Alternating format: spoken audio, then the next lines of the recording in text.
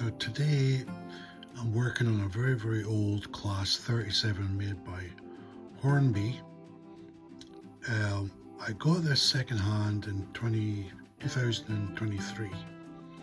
I think it was around £15 because it was missing all its buffers and one of the coupling parts is missing here, but the other side is missing. But and it also was a non-runner. But now that I've gotten it serviced, it runs extremely well, and I'm very pleased with how this one runs. So I managed to get some aftermarket nameplates. So I've applied those either side. And so it's time to look at the buffers. Now I had some buffers that I got from Peter Spares. These ones here, PS107s. Now I'm not sure if they are supposed to be the right buffer. It says it is for Hornby. But I've got all different shapes and sizes.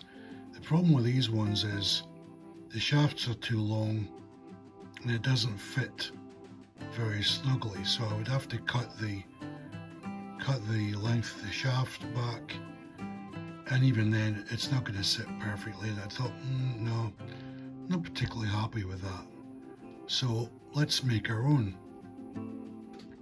So after a bit of a rummage around to see what I had, I decided to plump for this over here. These are called brass eyelets, and I have them in 6mm and 8mm. This is a slightly narrower one. I use them for broken chimneys on locomotives, or where the chimney is completely missing. And they do a fine job of doing that because of the shape of the metal, etc. And it's very easy to form and narrow and work with. Now these fit perfectly over the old buffer ends of the Class 37. They slip over the top of there. So the only problem I've got now is how do I blank off the ends of these eyelets. So again, rummage around, a bit of a think, decided what I'll use is hard cardboard. So I've cut them into 4 circles, and these are the eyelets I'm going to be using. I've just put some grey primer on the sort of outer edges because that's obviously would be brass, and these I've decided I'm going to be painting them black initially and red on the inside part, or along the sides. Although these were pure yellow, so yeah, actually I'll probably just end up painting them black, but I'll need to, well, I think it's necessary to give them a coat of primer first. So we'll wait for this primer to dry, then we'll coat the rest of the eyelets. Now this isn't going to be, well, in my opinion, it's not going to be winning any awards, but I think it's going to be passable. And I'll probably just add a little dot of Revel glue onto it, top and bottom, and that'll be it. I mean, I don't want to go the full hog and put on super glue. You could put on super glue, but then that's a one-way ticket. You can't ever remove them. But I think just some of the Revel contactor glue, it's called, should be enough. Hold it in place, but if you did want to remove them, you could force it off. So yeah, but I'm interested to see how this goes. Part of the reason I'm working on this one is I'm cataloguing all of the locomotives and then the rolling stock. So I'm going to keep that all in a database. Now I actually have 2 37s The first one, I think, if we class this was the second one, the first one actually runs, but not particularly well, and I haven't serviced it yet. This one had needed a lot of work, so I worked on this one first, and it's going, well, it's so far really good. I'm very, very happy with the nameplate on the side. I think that looks fantastic. And given the time, I'll probably have to wait for the paint to dry. I don't know if we'll be able to have it running this evening, possibly tomorrow, a couple of days, but no hurry. Main thing is I'm enjoying this little challenge I've set myself. So anyway, one other thing I was going to talk about was these locomotives. If you were to buy one today, one of the top brands, say a Scale or Bachmann or even Hornby, it would set you around approximately £140.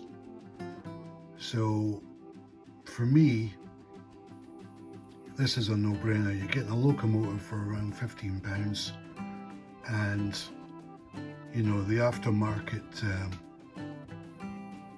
name on the side was about £5.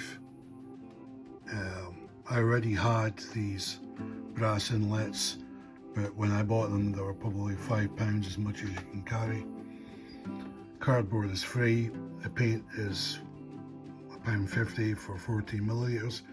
You know, once I get this up and going, I'm going to be giving life back to an old locomotive, bringing it back into service, and it's going to look every bit as good as one you buy off the shelf right now, except I get a satisfaction in knowing that I brought it back to life. So that's it. Meantime, I will bring you back when it comes to finishing off the painting, or maybe when I go into the black paint. But that's it. Meantime, back soon.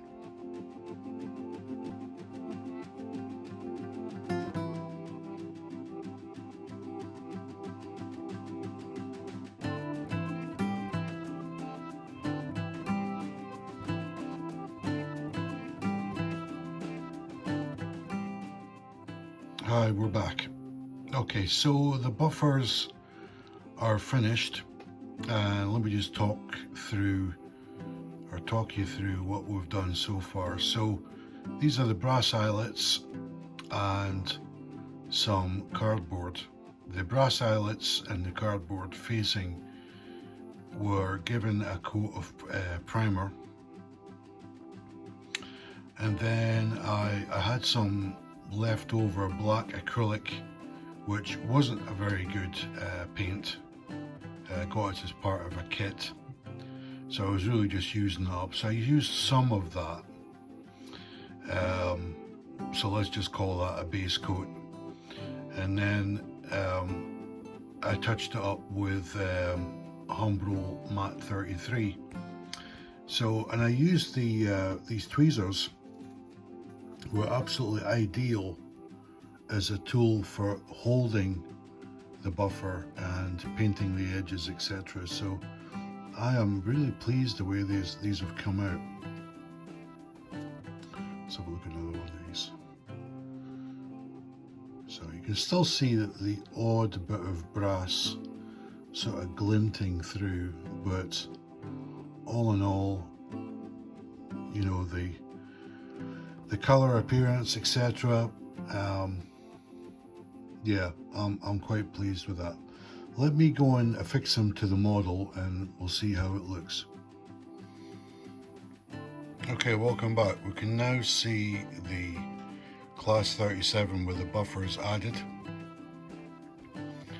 They can still see a little glint of the sort of brass colouring coming through there, but quite frankly, I think that adds to the realism of the model, if you ask me. But I am really impressed with that. Now these will just push fit.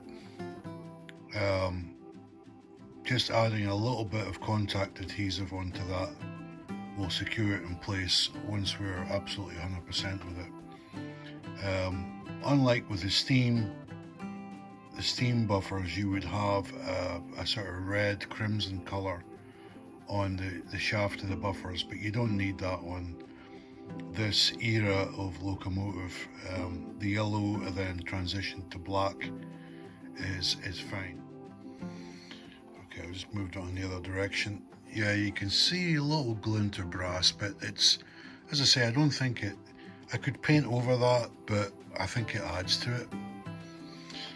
Now, another question that I was asked was, you know, could you make this for others? Quite easily, yeah. It would be very easy to replicate this, but you'd really have to have a set of 4 like we're seeing here. It's really the sort of project that you need to have them all matching up, but I'll tell you what, I'm really impressed with that. I almost think that looks better than the ones that were originally sent out by Hornby. Really pleased with that. So that's it. That's the modification. Now I do have a front coupler to do, but I'm going to take that on as a separate task. This 37 is back in service with the name plaque along the side, and the new buffers added. I think that's a job well done. See you next time.